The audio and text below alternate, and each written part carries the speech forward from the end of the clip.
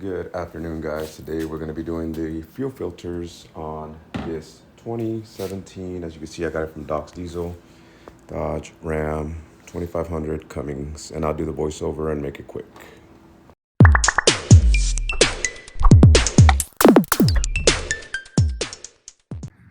So first thing you want to do is get a catch pan. This tub ended up not working for me. I ended up doing the spill container around it, but from there you can see the yellow cap that you have to allow to drain, which leads into a hose, as you see right there. And you see the fuel filter right behind that. All you really have to do is grab a flathead screwdriver, just like you see me doing here, turn it counterclockwise, and it'll begin to leak automatically. And here you see me going all the way down. You see it hits parts of the vehicle, and then it just starts leaking out. It did leak a lot more fuel than what I thought, so just be careful of that, guys. You could use a cup, as I've seen it done in the past. However, I do not see that holding up with the amount of fuel that it let up. So you could have someone down there catching the fuel with a cup and then closing it off and then opening it up again. But ultimately, just wait until it completely drips out. Next, you have a 1 1/8 socket. As you see me doing here, I have 2 extensions, or if you have a long one, you can just include that. But then I have that extension, or not extension, that adapter that allows it to swing a little bit more openly, and you twist counterclockwise. You see me hitting that object up there. It looks a lot worse than what it was, but from here, self-explanatory. You just remove it, take the fuel filter out, as you see me doing here. I don't know if this fuel filter was originally blue, but if it wasn't, it is pretty bad. I'll do the comparison here in a little bit. Make sure you have all your parts for that. Again, I trusted Doc's Diesel 2017, and then I just went to work. Here, the seal is located on the base of the fuel filter cap. As you see me going here. Again, guys, when you're dealing plastic on plastic, be extremely careful. Don't try to pick that up or pick against it. It could damage the threads, but as you see here, it comes out pretty easy. Just pull that thing right out and you're pretty much done. From there, I just do the comparison with the other one, make sure they're not extremely different. And as you see there, pretty much the same. Do the same thing with the filters, bottom end, length, and then the top end. I wasn't too concerned about those knobs that are more, or there's more of them at the top. I was just like, I trusted Doc Diesel. They know what they're doing. Now, a lot of people have different preferences on how to lubricate the seals. I read through online forums that Diesel would work just fine, and that's exactly what I did. And from there, guys, just go ahead and just slide that all the way down. Make sure you go all the way around the seal to make sure it is seated properly. And there's no kinks. Keep in mind with these seals, there is a way for them to twist and remain that way. So just shift it up and down and you'll be fine.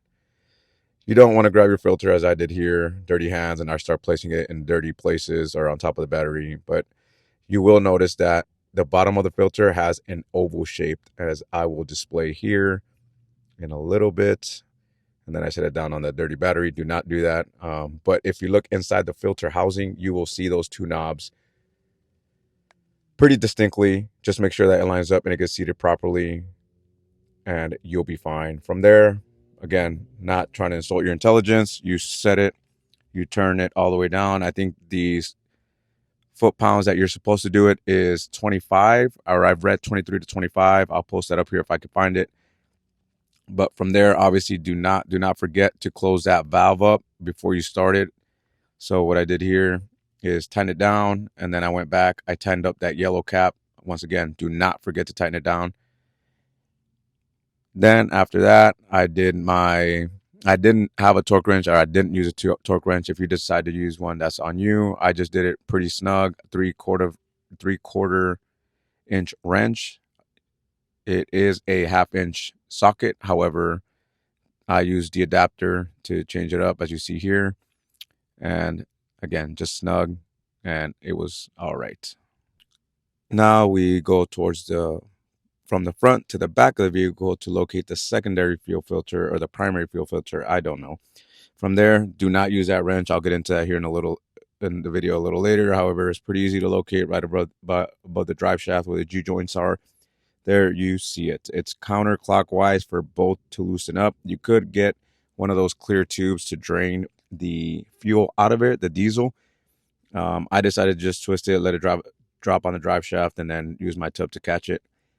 However, it's your preference. Make sure that you guys are wearing eye pro on this. I cannot stress that enough, especially if you're younger and you're starting to work on cars. Get into the habit of using eye protection. There's a lot of small things that you don't see driven out, and especially with dealing with fuel, you don't want to get that into your eyes. It's just bad juju. From there, you just disconnect this. You just press down and you pull it down. I had a little bit of issue pulling it off with one hand as I'm trying to hold the phone. However, as soon as I let the phone, or I'm sorry, as soon as I put the phone down, I gave it a little, I pressed it, gave it a little wiggle up and down, and there you see it come right off. Do not struggle with this. If it gives you more fight than that, there's something wrong. Do not break it. From there, give that knob a twist counterclockwise, and you'll see it'll start draining. Next time, I will get that clear tube to, I think it's, I don't know the size, but I'll figure it out and get that for next time. From there, make sure you have all the seals. Now I'm going to get into a little bit about the wrench that I used, which I recommend that you don't use. This is the one I don't recommend. I recommend you don't use any oil filter wrench. I recommend that you actually do the belt style recommended for the fuel filter. Go ahead and purchase that, guys. I didn't do that. I will do it next time. As you can see, it crushed the filter entirely. The other wrench that I showed earlier was doing the same exact thing. Unfortunately, the auto parts store that I went to did not have the belt style, so I had to resort to this, hoping that it wouldn't damage it too much. From there, all you're simply going to do is grab your channel locks, unscrew that sensor as you see me doing here, counterclockwise. Be careful, again, plastic on plastic. When you screw this back onto the new filter, you want to be mindful and be careful of the receptors that are on the other end of this fuel filter. Make sure that you don't damage it or hit them against anything. They look just like that. Mine are pretty dark. I've seen others like copper colored, so I don't know if that's necessarily a bad thing, but I'm assuming it was just a fuel filter. I didn't try to clean them off or anything crazy. Again, take the seal off of this one, grab the new seal. You see where it's at the base of the fuel filter. There's a new one. It's not on there. I have to lubricate it. I obviously do the size comparison, side by side, top and bottom. Everything matched up. So from there, I'm just going to grab my other seal that came with the kit from Doc's Diesel. I'm going to lubricate it, dip it on some fuel that I have sitting down there, lubricate it, and then all I'm simply going to do is grab that fuel filter, put it on the base, make sure it's nice and snug all the way around, just like so. Next, you grab the cap or the one with the receptors, and you see that other seal is on there. I was unable to get it out with my fingers. It was pretty snug on there. So I went ahead and grabbed my little pick, came right off, just like you see there.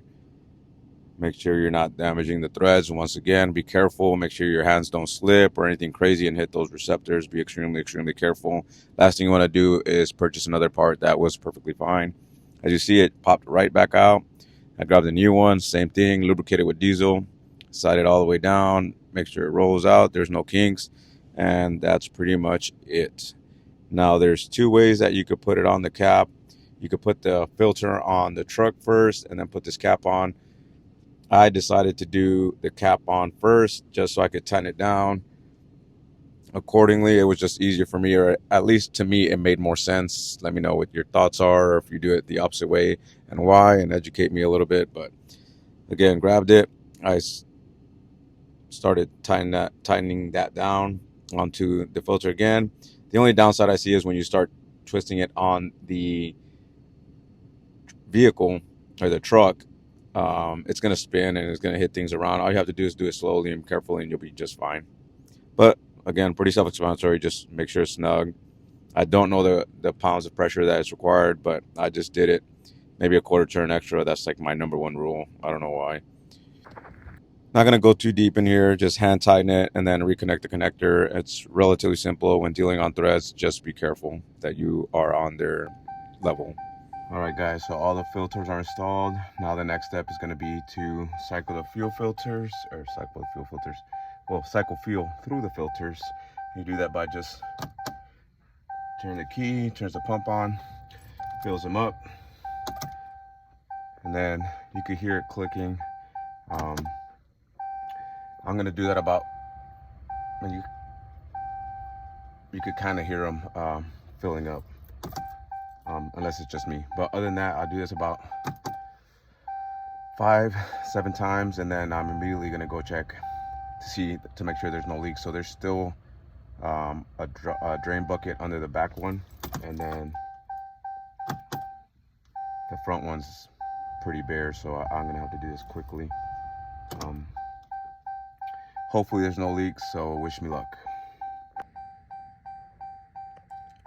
So here's the last time, and then I'll do it one more time for good measure.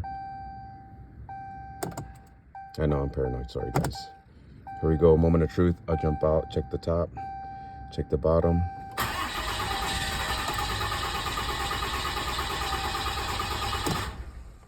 That didn't sound too good. So another mistake, guys, make sure you cycle this 10 to 15 times. I did about 7, maybe 8 times. Not a smart idea, so just make sure you do that accordingly. Turn the key over, let the fuel filters ultimately fill up as much as they can. And if I would have did that, it would have been completely just fine. But I ended up trying to turn it over again and giving it gas, and it ended up starting. But 100% do not recommend you do that. From here, I'm just doing a walk around, get underneath it, make sure I inspect it, still keep my APRO on just in case there's any leaks. I'm looking all the way around it, letting it run for a little bit before I do the run test. Look up to the front, there's no visible leaks. I get up, go all the way back around, look at the top, inspect the screw and then the filter, make sure nothing's happening. From here, we just click it on run. Do not turn it on. Obviously, I have the message, filters. However, that's just the message. You want to go to the actual vehicle info here. You go right. Oil life, it's coming up on its next oil change. I'll do that video next. And there you see the fuel filter life, it's at 0. Press right to reset, press and hold, confirm. I go to OK, press side button to confirm. There you go, back at 100.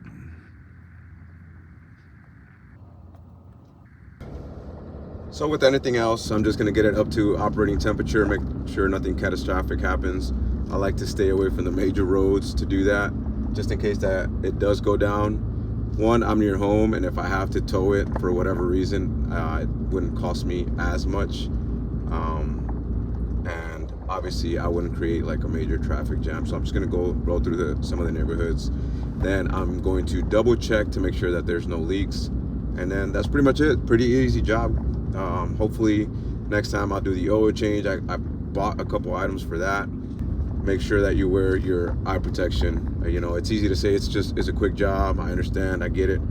However, you start thinking about how easy it is for you to lose your eyesight, you're gonna reconsider. So again, just my 2 cents, but I'll see you next time, guys. Hopefully you guys enjoyed the video. Hopefully you enjoy my voiceovers. I know they're extremely fast, but sometimes I watch the videos and I'm like, just get to the important points, and that's why I speed through most of it and then just do my voiceover. But hopefully you guys enjoyed, and I'll see you guys next time.